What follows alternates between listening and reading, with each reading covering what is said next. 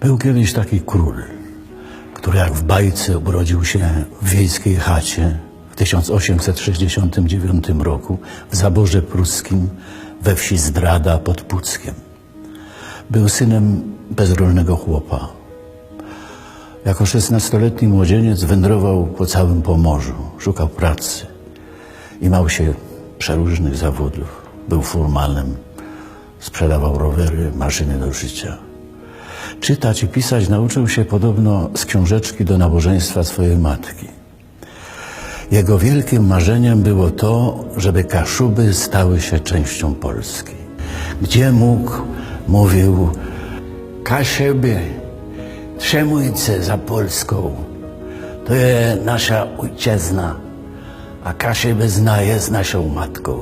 Relacje ze swoich wędrówek pisał do Gazety Gdańskiej. Kpił z pruskich żołdaków.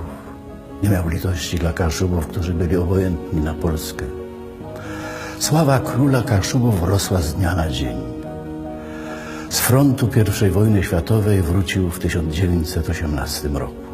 W roku 1919 losy Pomorza ważyły się w Wersalu. O sprawy polskie zabiegali wówczas Roman Dmowski i Ignacy Paderewski.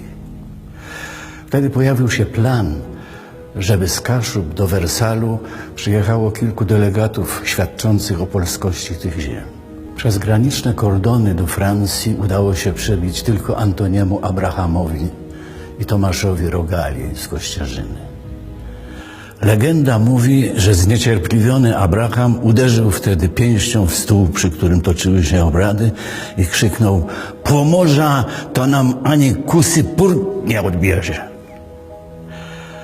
Postać Bazylego Miotkę, którą zagrałem w filmie Filipa Bajona Kammerdyner, ma wiele cech Antoniego Abrahama, chociaż nie jest jego portretem.